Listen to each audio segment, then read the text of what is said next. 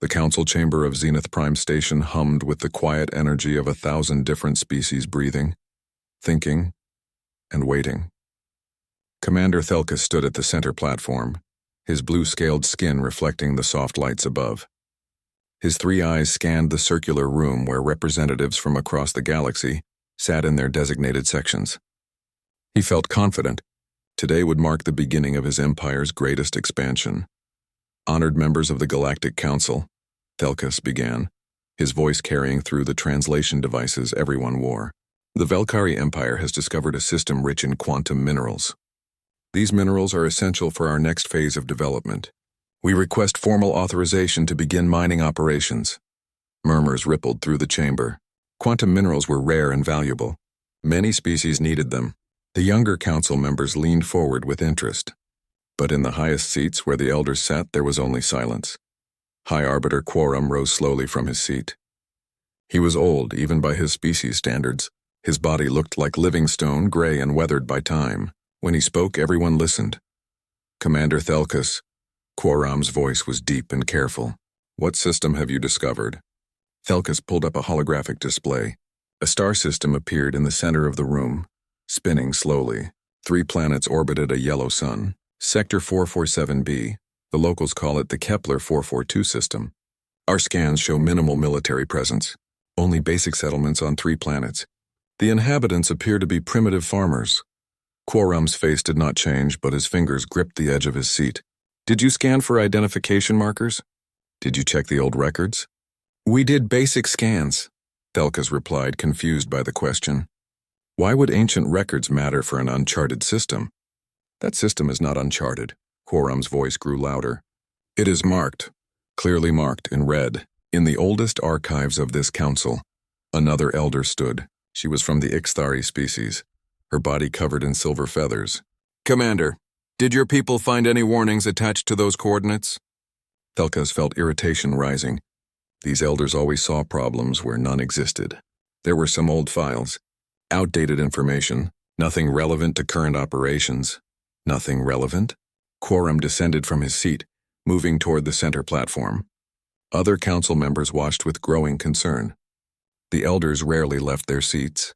Commander, those warnings were placed 10,000 years ago. They were written in the blood of 30 species who made the same mistake you are about to make. The chamber fell silent. Even the translation devices seemed to pause. The system you want to mine, Quorum continued, is human territory. Laughter broke out from the younger species. Thelkas himself smiled. The humans are extinct. Or if they still exist, they are primitive and weak. They have no presence in galactic affairs. They are not a threat. That is what the Cathari dynasty said, Quorum replied. 10,000 years ago, they were the most powerful military force in the known galaxy. They had weapons that could destroy stars. They invaded human space to claim resources. Within 2 years, the Cathari dynasty no longer existed. Stories, Thelkas said dismissively. Legends told to frighten children. Another elder spoke up, this one from a species that looked like floating clouds of gas. I was young when it happened, Commander. Not a story. I watched human fleets move through space like schools of fish. Unpredictable, coordinated, deadly. They did not fight like other species. They adapted to every strategy we used against them. When we thought we understood their tactics, they changed everything. They used their own bodies as weapons, the feathered elder added. They would crash damaged ships into our stations. They would send soldiers on missions with no expectation of survival. They called it sacrifice, we called it madness. Quorum pulled up old files. Images appeared in the holographic display. Battle scenes. Destroyed fleets, burning worlds. The humans did not start that war, but they finished it. When they finally agreed to peace, we, the elders of that time, made a sacred agreement. Humans would withdraw from galactic politics. They would keep to their own systems. And in return, we would mark their territory as forbidden. We would pass down the warnings to every generation. Thelkas studied the images. They looked real, but they were so old. Technology had advanced so much since then. Even if this is true, that was 10,000 years ago. The humans today are not the same. They have not participated in galactic affairs for centuries. They are isolated and weak. Or they are patient, Quorum said quietly. Commander, I have lived long enough to learn one important truth. Just because something is quiet does not mean it is harmless. A sleeping predator is still a predator. Captain Saris, Thelkas's second-in-command, stepped forward. High Arbiter, with respect, we have analyzed the human settlements. They have no military installations, no defense platforms, no war fleets. They grow food and build simple structures. Our forces outnumber them significantly. Then why do they need so few defenders? Another elder asked. Have you considered that question? Thelkas had heard enough. Honored elders, I respect your experience. But the Velkari Empire cannot base its decisions on ancient fears. We need those minerals. The humans have them. We will offer fair trade first. If they refuse, we will take what we need. This council exists to maintain order, not to let valuable resources sit unused because of old stories. The younger council members nodded in agreement. Many of them had never heard these warnings before. The elders seemed overly cautious, stuck in the past. Quorum looked at Thelkas for a long moment. I cannot stop you, Commander. The vote will proceed. But I will say this one final time. The humans withdrew from our presence not because they were defeated. They left because they were tired of war. They left because they wanted peace. But they never forgot how to fight. If you attack them, you will learn the truth of our warnings. And by then it will be too late. The vote was called. The younger species voted in favor of Velkari mining operations. The elders voted against. The younger species had more votes. Thelkas received his authorization. As the council chamber emptied, Quorum approached Thelkas one last time. Commander, I know you think we are foolish old beings afraid of shadows, but I must try once more. Please send diplomats first. Approach with respect. Offer genuine partnership. Do not treat the humans as primitives. Do not fire the first shot. Thelkas nodded politely, but his mind was already planning the mining operations. Thank you for your concern, High Arbiter. But the Velkari Empire knows how to handle primitive species. We will be fine. 3 days later, a Velkari fleet of 40 ships jumped into the Kepler 442 system. Their sensors detected 3 human colony worlds. Small populations. Simple technology. No visible defenses. On the flagship, Thelkas smiled. Begin mining operations. Establish orbital platforms. If the locals interfere, remove them. Captain Saris hesitated. Sir, should we send a formal greeting first? Explain our intentions? They are primitives, Captain. They will understand strength. Thelkas looked at the peaceful planets below. Besides, what could they possibly do to us? In the highest tower of Zenith Prime, Quorum watched the same system through deep space sensors. He had lived long enough to recognize patterns. He had seen this exact scenario before. He whispered a prayer in his ancient language, a prayer for the Velkari forces. They would need it. The first human to see the Velkari ships was a farmer named Marcus Webb. He was checking the irrigation systems in his wheat fields when the morning sky suddenly filled with massive metal shapes. They hung there like dark clouds blocking the sun.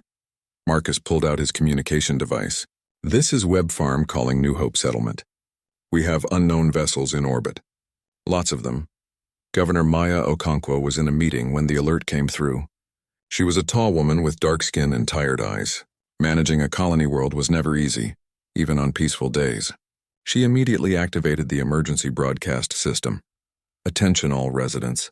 Unknown vessels have entered our system. This is not a drill. Proceed to your designated shelter areas. Stay calm. We are attempting communication. On her command console, Maya opened all standard communication channels. Unknown vessels, this is Governor Maya Okonkwo of the New Hope Colony, Kepler 442b. You have entered human territory without permission. Please identify yourselves and state your intentions.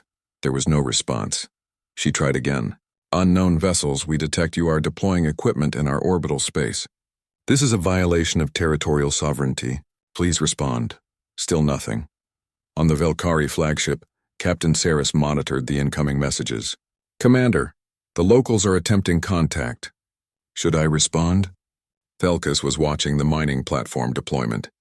Everything was proceeding perfectly. Ignore them. They need to understand their place in this situation. Once the platforms are operational, we will explain the new arrangement. Sir, protocol suggests we should at least acknowledge their messages.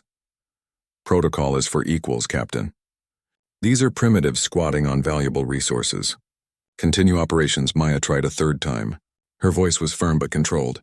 Unknown vessels, this is your final warning.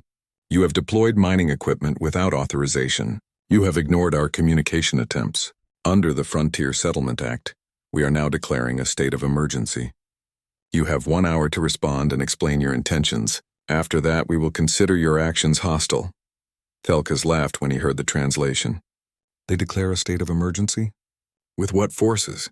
What military? Continue mining operations. Send 3 landing craft to the largest settlement. We will explain to them face to face that this system now belongs to the Velkari Empire.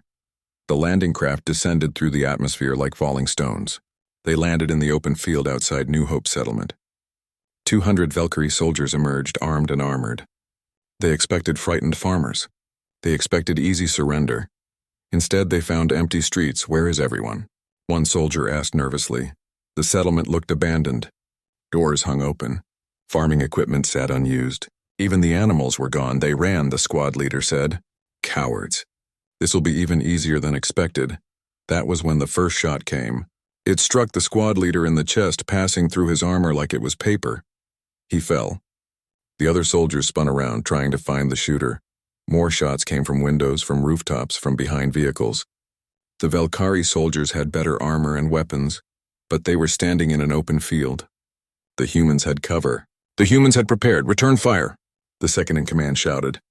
Suppress their positions. But every time they fired at one position, shots came from a different direction. The humans were moving, constantly relocating, never staying in one place.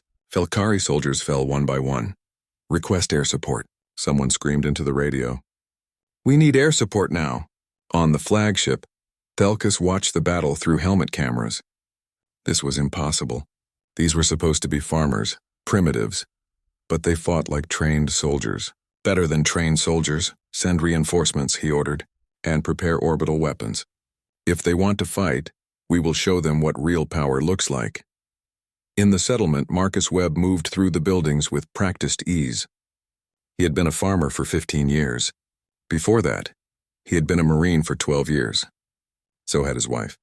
So had most of their neighbors. Retired military often became colonists. Colony worlds were peaceful usually, but peaceful did not mean defenseless. Northeast group, fall back to secondary positions, Maya's voice came through Marcus's earpiece. She was coordinating from the underground shelter. The second wave is coming. Remember your training.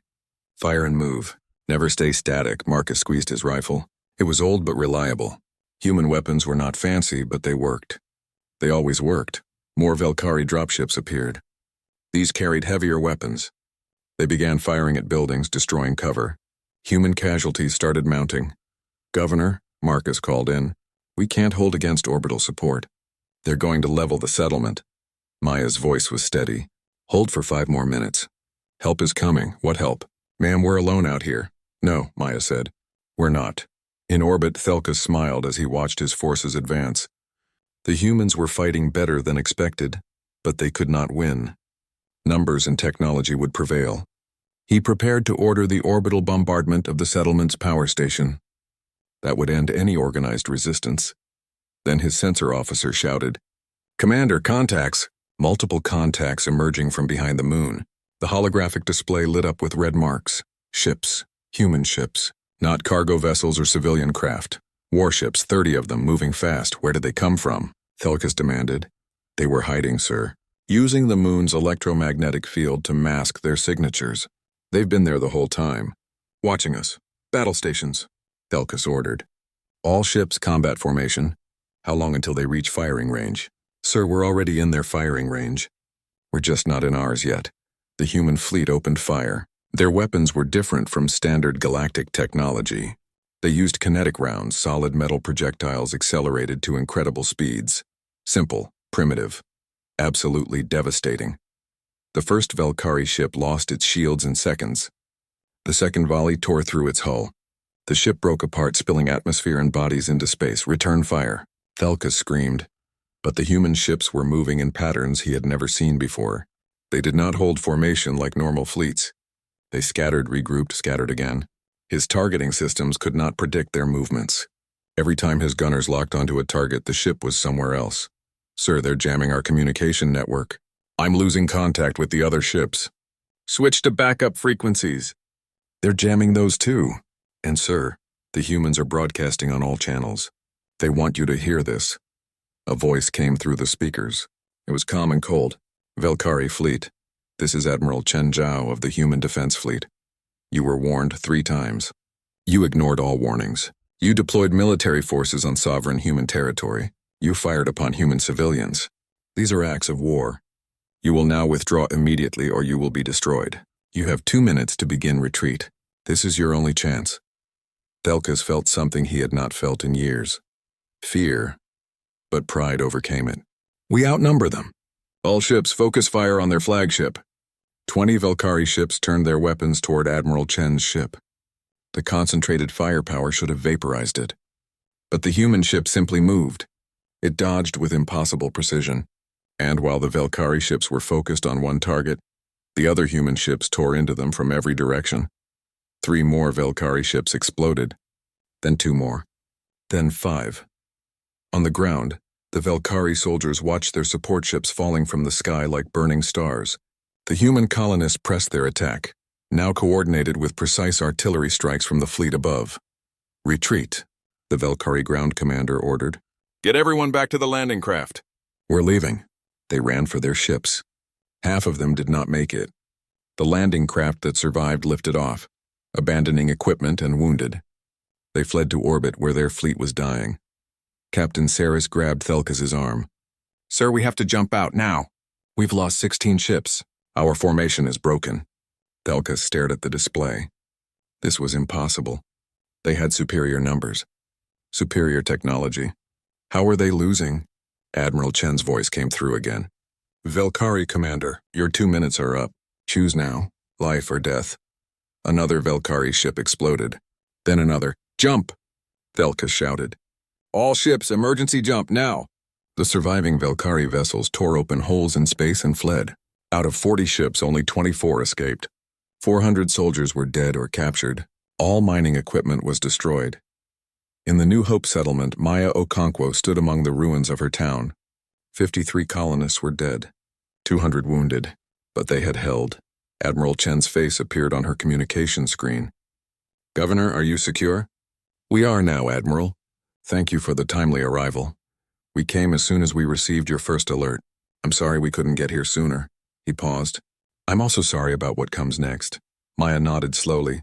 She understood. The war? Yes, we offered peace. We gave warnings. They refused. Now it begins. In deep space, Thelkas sat in his command chair staring at his damaged fleet. Captain Saris approached carefully. Sir, should I prepare a report for the Empire? Thelkas did not respond. His mind kept replaying the battle. The impossible movements. The perfect coordination. The absolute ruthlessness combined with precise control. The news traveled through human space faster than light itself. Every colony world, every station, every ship received the same message. The Velkari Empire had attacked New Hope. 53 civilians were dead. Human territory had been violated. On Earth, in the capital city of Geneva, Secretary General Amira Hassan watched the footage from New Hope. She saw the destroyed homes. She saw the burning fields. She saw the list of names, the dead. Among them were families, children, people who had chosen peace and quiet farming over the chaos of urban life. Her hands shook as she closed the file. She was 63 years old. She had spent 40 years in diplomatic service. She had prevented wars, negotiated treaties, built bridges between enemies. She had dedicated her life to peace. Now she had to prepare for war. Contact all council representatives, she said to her aide. Emergency session, 1 hour. And get me Fleet Admiral Rutherford immediately. The council chamber in Geneva was different from the Galactic Council. It was smaller, simpler. Just representatives from Earth and the colony worlds. For 10,000 years, humans had governed themselves apart from galactic politics. It had been a peaceful time. A quiet time. That time was ending. Secretary General Hassan stood before the council. Behind her, a holographic display showed the attack. Every representative watched in silence. When it finished, Hassan spoke. Members of the United Human Systems, we face a decision. The Velkari Empire has committed an act of war against us. They ignored 3 warnings. They deployed military forces on our world. They killed our people. Under our laws and the ancient treaties, we have the right to respond. An elderly representative from Mars stood. Secretary General, with respect, we have maintained peace for 10,000 years. Is one attack worth throwing that away? Hassan looked at him. Representative Kim, I understand your concern. But consider this. We maintained peace because we withdrew. We marked our territory clearly. We warned anyone who approached. For 10,000 years, the galaxy left us alone. Now someone has crossed that line. If we do nothing, the line disappears. Every species will know humans can be attacked without consequence. Our isolation ends not with peace, but with vulnerability. Another representative spoke up, a woman from the Alpha Centauri colonies. What about diplomacy? Can we negotiate reparations, force them to acknowledge the wrong? We tried diplomacy, Hassan replied. We sent 3 warnings before they fired a shot. They ignored all of them. The elders on the Galactic Council warned them too. Commander Thelkas chose to attack anyway. Words have failed. The room fell silent. Finally, a younger representative from the Titan station spoke. What do you propose, Secretary General? Hassan took a breath. I propose we vote on a motion for defensive military action. We send a fleet. We remove Velkari forces from our territory. We make it clear that attacks on human worlds will not be tolerated. And if the Velkari Empire responds with their full military, Representative Kim asked, then we show them why the elders told them to stay away.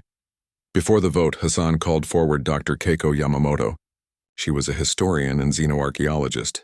She specialized in the old wars, the ones most humans tried to forget. Dr. Yamamoto approached the podium. She was small and thin, wearing simple academic robes, but when she spoke, her voice filled the chamber. 10,000 years ago, humanity was not peaceful.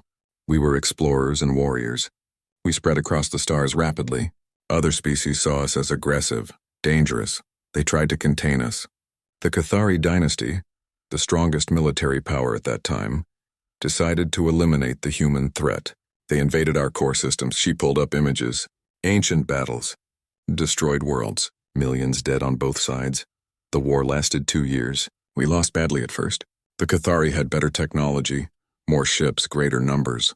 But humans adapted. We studied their tactics. We changed our strategies. We did things they never expected. We fought in ways they thought impossible. We used speed instead of strength, surprise instead of firepower. We turned every disadvantage into an advantage. More images appeared.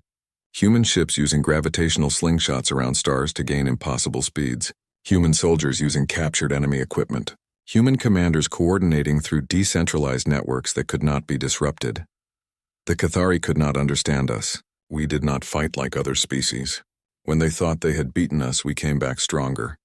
When they adapted to our tactics, we invented new ones. By the end of the war, the Cathari dynasty was destroyed. Not conquered, destroyed. It no longer existed. Dr. Yamamoto paused. After that war, the elders approached us. They had watched the conflict with fear.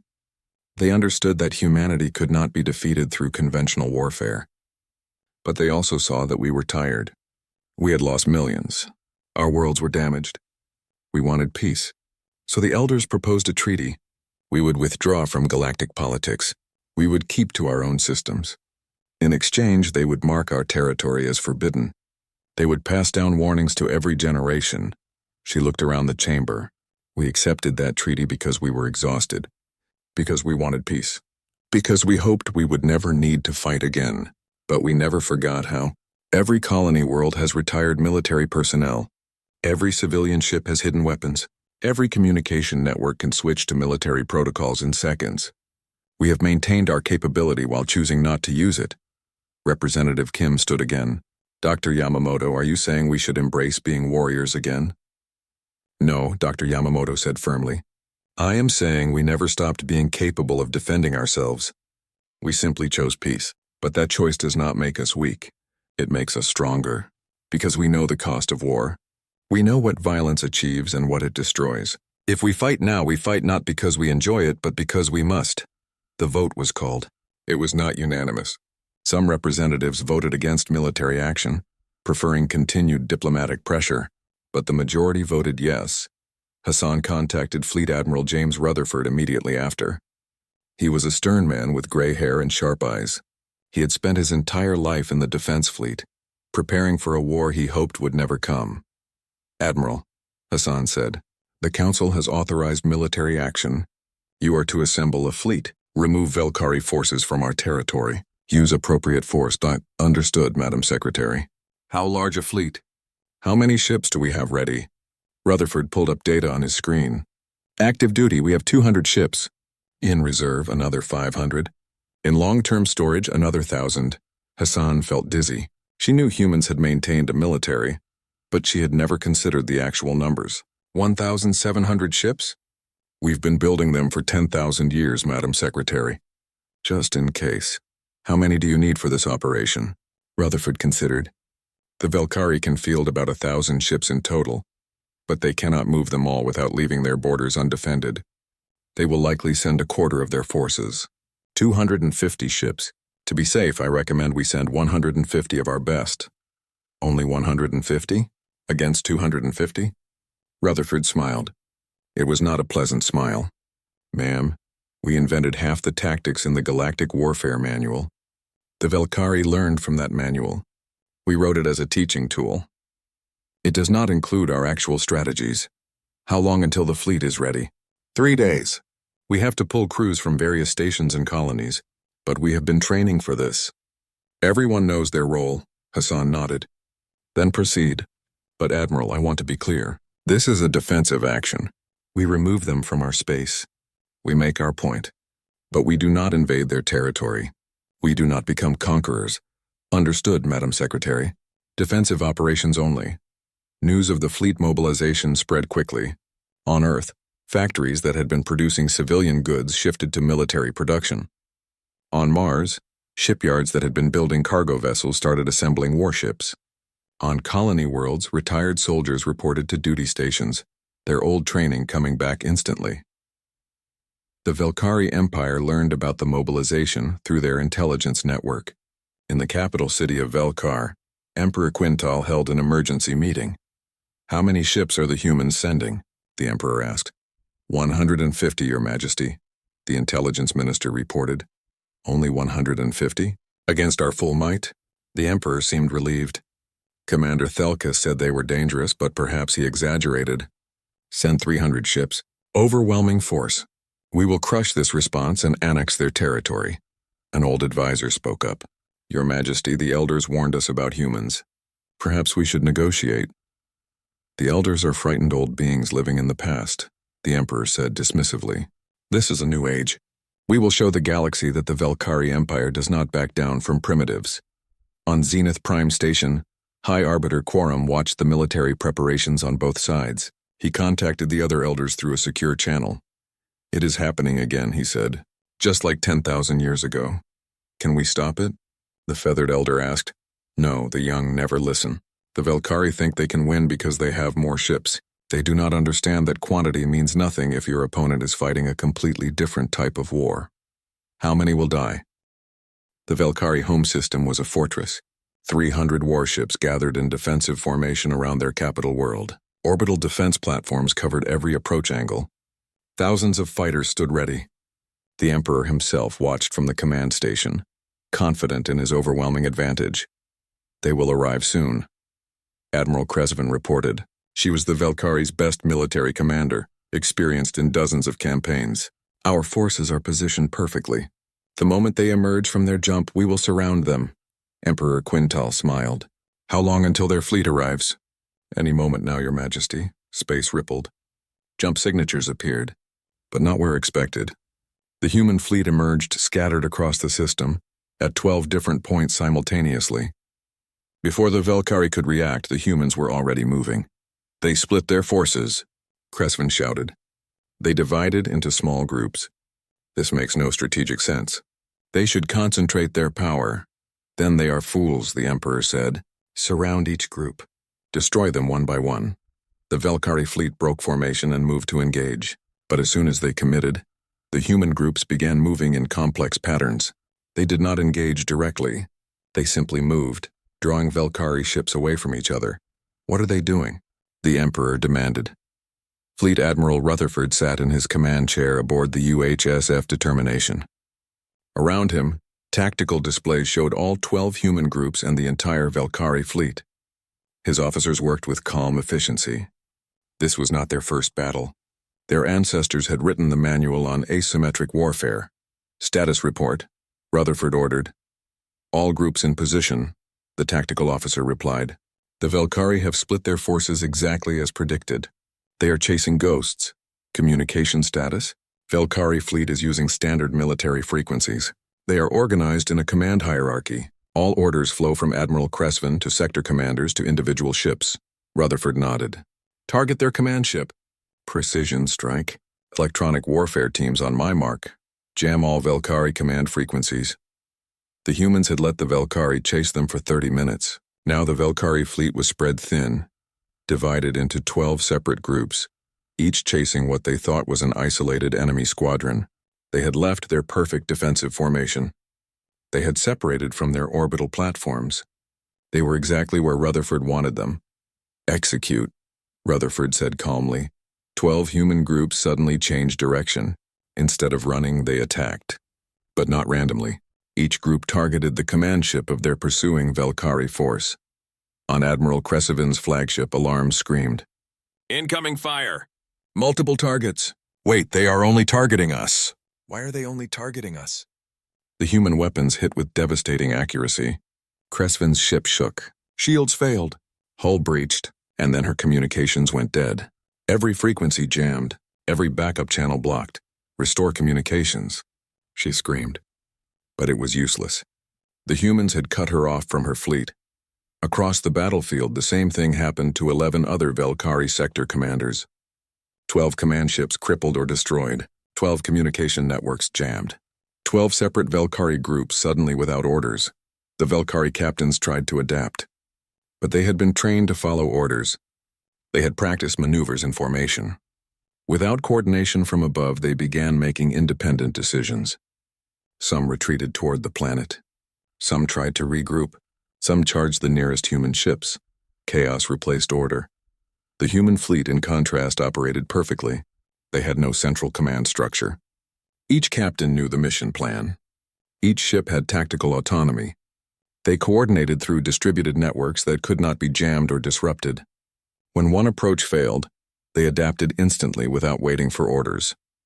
Group 7 has taken damage, an officer reported. 2 ships lost. Rutherford felt each loss like a knife.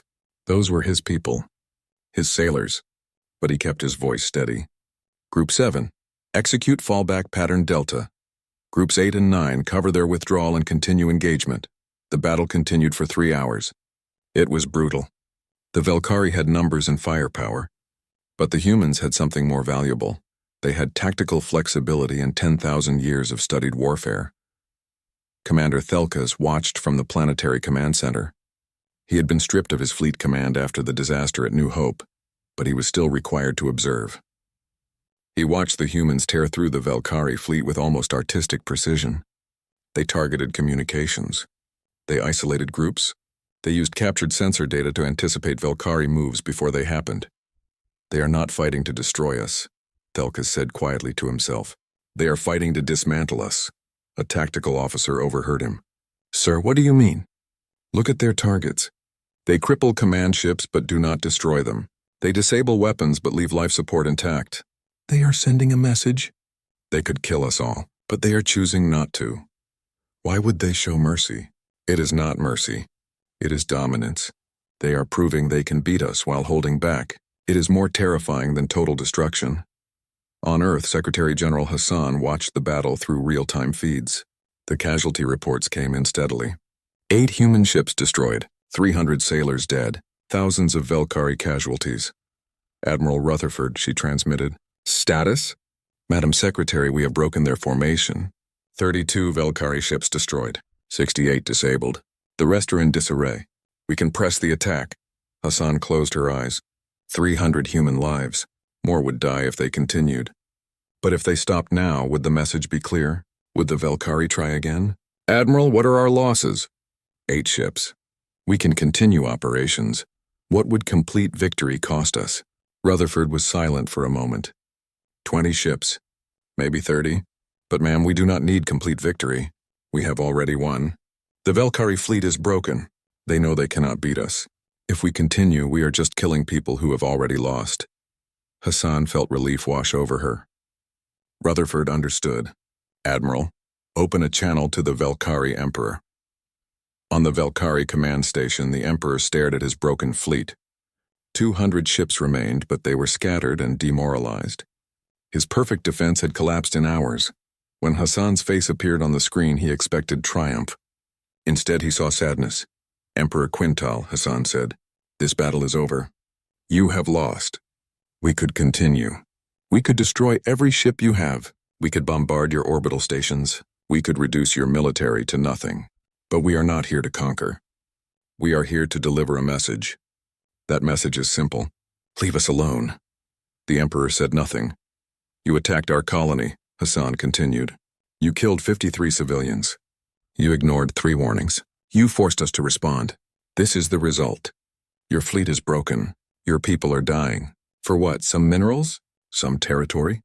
What do you want? The Emperor finally asked. Withdraw all claims to human territory. Surrender Commander Thelkas to face justice. Pay reparations for the lives lost and the damage done. Do these things and we will leave. Refuse, and we will continue this battle until there is nothing left of your military. You are offering terms? After what we did? We are offering you the chance to end this war now. We do not want to rule you. We do not want your worlds. We want what we have always wanted. To be left alone. Can you agree to these terms? The Emperor looked at his advisors. They all nodded. One of them whispered, Your Majesty, we cannot win. Our fleet is destroyed. If we refuse, they will finish the job. And Commander Thelkas? The Emperor asked. He will face trial, Hassan said, by your own laws and courts. We do not seek revenge. We seek justice and acknowledgement of wrongdoing. The Emperor took a breath. His pride warred with his reason. Finally, reason won. I agree to your terms. Then transmit your surrender and stand down your remaining forces. We will remain in orbit until we confirm compliance. Admiral Rutherford will coordinate the transfer of Commander Thelkas and the discussion of reparations. The channel closed. Hassan sat back in her chair, suddenly exhausted. Around her, the council chamber was silent. They had won. But victory felt heavy. Dr. Yamamoto approached her. Secretary General, you handled that well. You showed strength and restraint. 300 sailors died today, Hassan said quietly. How many Velkari? Thousands? For what? For peace, Dr. Yamamoto replied. Real peace. The kind that lasts because everyone understands the cost of breaking it. In the Velkari system, Thelkas was arrested by his own people. They brought him aboard a human ship in chains. Admiral Rutherford met him in the shuttle bay. Commander Thelkas, Rutherford said. You are being transferred to Velkari custody to face trial for war crimes and violations of military protocol. Thelkas looked at him. I do not understand. We attacked you. We killed your people. Yet you show mercy? This is not mercy, Rutherford said. This is justice. You made a mistake. You ignored warnings. You cost lives on both sides. Now you will face the consequences according to law. That is how civilized societies operate. The elders were right, Thelkas said. You are terrifying. Not because you are cruel, but because you are not. You could destroy us, but you choose not to. That choice makes you more dangerous than any weapon. 6 months had passed since the battle. The Galactic Council chamber was full. Every species had sent representatives. The elders sat in their highest seats watching and waiting. In the center platform stood Commander Thelkas. He wore no armor or insignia. He was no longer a commander. He was a prisoner convicted by his own people of war crimes. High Arbiter Quoram spoke first. Commander Thelkas, you have been brought before this council not for additional punishment, but to testify. You ignored the elder warnings. You attacked human territory. You suffered the consequences. Now you will tell the younger species what happened, so they may learn what you did not. Thelkas stepped forward. He looked older now, smaller. The arrogance was gone. I will testify willingly. If my mistakes can save lives, then perhaps some good comes from this disaster. The chamber fell silent. Every representative leaned forward. 6 months ago I stood in this chamber, Thelkas began. The elders warned me about humans. They showed me historical records. They begged me not to attack. I dismissed them. I thought they were old and frightened, living in the past. I thought humans were primitive farmers. I was wrong about everything. He pulled up holographic displays. They showed the battle at New Hope and the subsequent defeat in Velkari space. We had 40 ships against their scattered colony defenders. We should have won easily. Instead, we lost 16 ships in the first engagement. The humans did not fight like other species. They did not hold defensive positions. They moved constantly. They adapted to everything we did. When we thought we understood their tactics, they changed them. A younger representative interrupted. But you had superior numbers and technology. How could you lose? Because war is not about numbers, Thelka said. It is about thinking. The humans thought differently than us. We fight in formations. They fight as individuals who coordinate perfectly. We rely on command hierarchy. They operate with distributed authority. We follow doctrine. They improvise constantly. Every advantage we had, they turned into a weakness. He showed footage of the main battle. 300 Velkari ships broken apart by 150 human vessels. They did not try to destroy us, Thelkas continued. They could have. They held back. They disabled our ships but left our crews alive. They proved they could beat us while using restraint. That is more terrifying than overwhelming force, because it means they were in complete control the entire time. Another representative stood. Were human weapons superior? No. Their weapons were often older than ours, simpler. But they used them more effectively. Humans do not rely on technology advantage. They rely on tactical advantage. They study their opponent. They find weaknesses. They exploit those weaknesses perfectly. What would you tell younger species who think they can fight humans? Thelkas looked directly at the representative. Do not, under any circumstance. Do not fight humans. If you attack them, you will lose. Even if you win battles, you will lose the war. Because humans do not give up. They do not surrender. They adapt and come back stronger. The elders were right about everything. I just wish I had listened. He sat down. The chamber remained quiet. Secretary General Amira Hassan was invited to speak next. She stood in the center platform, looking at all the representatives. Many looked at her with fear, some with respect, all with caution. I am here to speak about peace, Hassan began, not war. The conflict with the Velkari Empire is over. We sought no conquest. We took no territory. We simply defended our people and made clear that attacks will not be tolerated. That is still our position. But you demonstrated overwhelming military capability, a representative said. The galaxy has seen your power. Why should we believe you only want peace? Hassan smiled sadly. Because we have always wanted peace. 10,000 years ago we withdrew from galactic society, not because we were defeated, but because we were tired of war. We saw what violence achieved. We saw what it cost. We chose a different path. That choice has not changed. She pulled up displays showing human colonies, farms, schools, families. This is what we built in 10,000 years. Not empires, not conquest fleets. We built homes. We raised children. We studied art and science. We lived quiet lives. We did this because we value peace above power. Then why maintain such a large military? Another representative asked. Because peace without strength is helplessness, Hassan replied. We learned that lesson painfully. You cannot choose peace if you cannot defend yourself. So we maintained our capability while choosing not to use it, until we were forced to. High Arbiter Quorum stood. Secretary General Hassan. The Council of Elders wishes to propose an update to the ancient treaties. We believe it is time for humanity to rejoin the galactic community, not as conquerors, but as full members. Hassan shook her head. With respect, High Arbiter, we decline. Surprised murmurs filled the chamber. We appreciate the offer, Hassan continued. But we have learned something in our isolation. We have learned that we are different. Not better, not worse, just different. Our psychology, our tactics, our approach to problems. We think in ways that frighten other species. Not because we want to, but because that is our nature. You fear yourselves? Quorum asked gently. We know ourselves, Hassan corrected. We know what we are capable of. We know how easily we can slip from defense into aggression. We know how our tactical thinking can become ruthlessness. So we choose isolation. Not to protect the galaxy from us, but to protect us from ourselves. She paused. However, we will agree to limited engagement.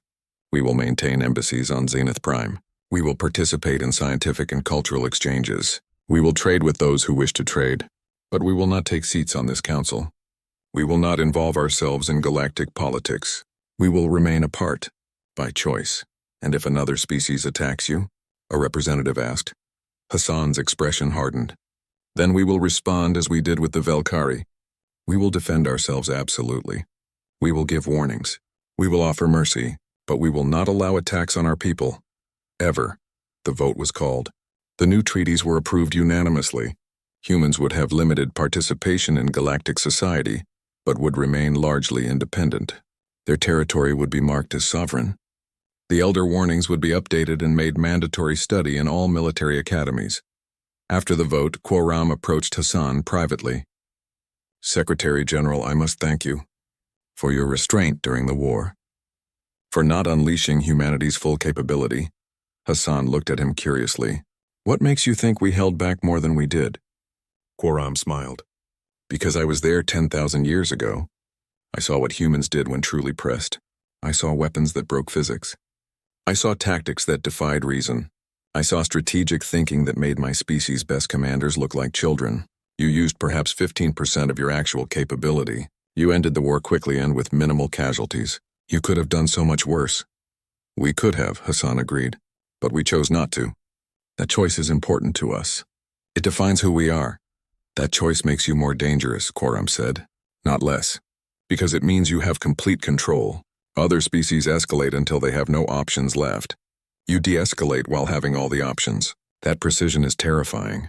Hassan nodded slowly. Perhaps that is why we should remain isolated. Perhaps, Quoram agreed. Or perhaps the galaxy needs to learn what you have learned. That true strength lies not in the ability to destroy, but in the wisdom to choose not to. Months later, the updated Elder Warnings were installed in every military academy in the galaxy. The new warnings contained detailed analysis of the human-Velkari conflict. They showed tactics, strategies, and outcomes. They included testimony from Thelkas and analysis from military experts. At the end of the warnings, a new section was added. It was written in bold text highlighted in red. Impossible to ignore. Humanity, sovereign species, defensive posture do not engage under any circumstances. Below that, in smaller text, was a detailed explanation. Humans possess the following characteristics that make military engagement inadvisable. Superior tactical flexibility. Decentralized command structure resistant to disruption. Psychological warfare capability. Rapid adaptation to changing circumstances. Willingness to accept casualties in pursuit of objectives. Strong pack bonding leading to high morale and unit cohesion. Historical pattern of turning defensive wars into total victories. Humans will provide 3 clear warnings before engagement. They will offer diplomatic solutions. They will use proportional force. But once committed to military action, they will not stop until their objectives are achieved. Recommended protocol. Maintain respectful distance. Honor territorial boundaries. Approach all contact with diplomatic courtesy. Do not mistake their preference for peace as inability to wage war. Remember the Velkari Empire. They ignored these warnings. They paid the price. On the human colony of New Hope, life returned to normal. The settlement was rebuilt. Fields were replanted. A memorial was erected in the central square listing the names of those who died. Marcus Webb stood before the memorial on the anniversary of the attack. He placed flowers at the base. His wife stood beside him. Do you think it will happen again? She asked quietly. Marcus shook his head. No, the galaxy understands now. We gave them a reminder. A costly one.